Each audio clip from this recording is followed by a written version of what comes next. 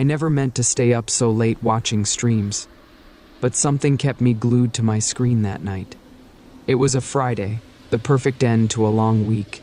I had a couple of drinks in and decided to catch up on my favorite Twitch channel, a spooky gaming streamer named Ethan. His streams often showcased horror games, complete with eerie atmospheres and jump scares that left me laughing and screaming at the same time. But that night, things took an unexpected turn. Ethan was playing an obscure indie horror game called Whispers in the Dark. It had gained a small cult following for its unsettling narrative and bizarre visual style. I had heard whispers about it. Viewers claimed it had a unique quality, that it felt almost too real at times. I was skeptical, but as I watched, I found myself becoming entranced. As the game started, the graphics had a grainy texture, reminiscent of an old VHS tape. The protagonist, a nameless character, found themselves alone in a decaying house with nothing but a flashlight.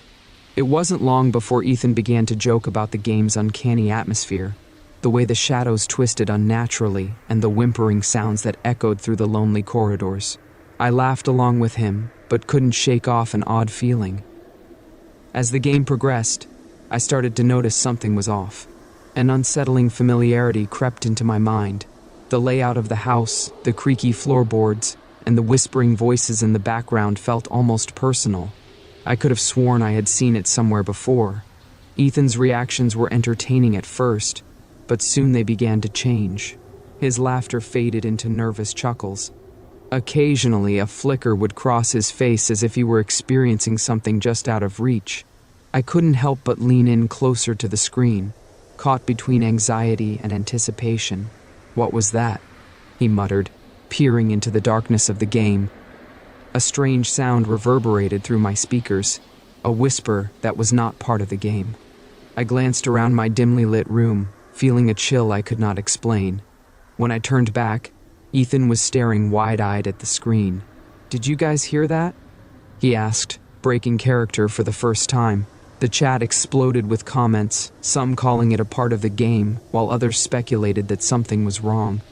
But Ethan shrugged it off, attributing it to the ambiance of the game. He pressed on, but I noticed the tension building in his voice, accompanied by an ever-stiffening demeanor. With each passing moment, what was once an entertaining stream began to feel increasingly dark. The game showed subtle changes. The lights would flicker occasionally, and shadows moved in the corners of the frame. At one point, the character stumbled upon a mirror hanging on the wall. The reflection stared back at him, but there was something off about it. The face looked distorted, hollow, like it didn't belong. Ethan started to sweat as the intensity of his gameplay heightened, and as the character ventured deeper into the house, he whispered under his breath, "This is getting weird." I could only agree. The entire atmosphere felt stifling, as if we were both in that house, breathing in the dust and unease together, each corridor echoing with a foreboding silence. Then came the moment that stopped my heart. The character was rummaging through an old cupboard, and suddenly, the lights in Ethan's streaming room flickered. My heart raced. I glanced at my own lights, still steady. Ethan, however, jumped back from his desk, eyes wide in disbelief. "Did you guys see that?" His voice cracked slightly, clearly unnerved. Kat, one of his mods, quickly typed, "It's probably just the power, Ethan, don't panic." That was when I noticed the frame of his webcam, a darkened figure lingering in the background, half hidden in the shadows of his room. "Guys, I think someone's in my room," he said slowly, his eyes darting off screen. The chat became a tidal wave of comments urging him to turn around to check. I felt a chill run down my spine, every instinct screaming for me to turn off the stream, but something anchored me. It was morbid curiosity, a fear that paralyzed me from disconnecting. And then, as if the virtual world and the real world were colliding, the figure stepped closer to the camera, fully illuminated by the glow of his screen. It was a silhouette of a person, unfathomably thin, ragged clothes hanging off their emaciated frame. A small, twisted smile curved across their lips. They didn't look human. "Ethan, get out!" I screamed in my living room, although I knew he couldn't hear me. As the figure reached towards him, the screen cut out for a chilling second, and then everything went dark. Just like that, the stream ended, leaving us with nothing but the sound of static. My heart pounded in my chest. I couldn't breathe, my mind racing through the possibilities. Some viewers began to speculate it was a prank, while others were understandably concerned. But something within me trembled with dread. I knew that the figure wasn't an act. It was too real, too raw. My hands shook as I searched for his social media accounts, desperately hoping to find something, a sign that he was okay.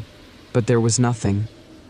Hours passed, and there was still no word from Ethan. I checked his Twitter. The last tweet was from early that morning, innocuously announcing his stream. I saw comments from his fans worried about his absence. As sleep slowly crept up on me, I made the decision to go to bed, hoping it was a simple power outage or technical failure. Surely he would update us in the morning. But as dawn broke and I awoke to glaring sunlight, dread settled in the pit of my stomach. I checked my phone immediately. One new notification, a message from a moderator saying that Ethan's account had been hacked, that all evidence of last night's stream had vanished, and that they hadn't been able to reach him. Panic gripped my mind. I found myself searching deeper, watching other streams to see if anyone had captured anything. But no one had. It was as if Ethan hadn't existed in the digital space anymore. Days turned into weeks, and despair filled the void left by his absence. I retreated from streaming channels, unsettling memories haunting me relentlessly. As I buried myself in mundane life, I couldn't shake the eerie feeling that I was being watched. Sometimes at night, I'd hear whispers, echoing just beyond my hearing range. I brushed it off as paranoia, until one night, unable to sleep, I finally caved and opened my laptop. There was a newly created channel, featuring a strange title that sent chills down my spine. Whispers After Dark. I opened the stream. The screen glitched, and for the briefest moment, I saw Ethan's face, hollow and sunken, framed by the same shadows that haunted his last broadcast. The chat filled with panicked comments, but none of them could see what I did. Then the screen flickered again, and the figure appeared, standing in the dark behind him, whispering something that I couldn't understand. It felt like they were staring right at me, inviting me to come closer, to join his eternal suffering. I couldn't look away. My heart raced as the whispering intensified. It consumed me. I could feel the darkness pulling me in. I can't explain what happened next. In a horrible moment of recklessness, I typed into the chat, "Ethan, are you there? Please reply if you can hear me." The chat exploded as people gripped their seats, begging him to respond. But he was silent. The whispers elevated, and then those familiar distorted tones reached my ears. It was Ethan's voice hidden beneath layers of static, calling for help, choked and broken. "Help me. I can't escape." The feed cut off abruptly, leaving only the static. I slammed my laptop shut, shaking. I knew I had crossed a line I could never uncross. As the days stretched on, sleep deprivation and dread conquered me. My mind started to fracture. I dreamt of that figure lurking in my room, whispering my name, beckoning me to join the emptiness. I was awake yet trapped in a nightmare. The lines between reality and the unknown smeared relentlessly. Finally, a month later, a post appeared on Ethan's old account, a stream scheduled for that night. As dread filled my heart, I joined, unable to keep away. The stream loaded, and darkness enveloped, but there was no Ethan. The same figure stood under the flickering lights, twisted and grotesque, as they grinned unknowingly into the camera. They beckoned to the viewers, inviting everyone to enter the long-forgotten house. I felt icy fingers wrapping around me, pulling me deeper into the screen. "Join us," its voice echoed in the back of my mind. "There's room for you in the dark." And I understood. I felt the pull. It's terrifyingly easy to linger in this emptiness. I've already lost everything. And as I sit here before my screen, trembling, a part of me knows that soon I'll answer that call. Soon, I'll join them. Just one more whisper, until I'm nothing but a voice.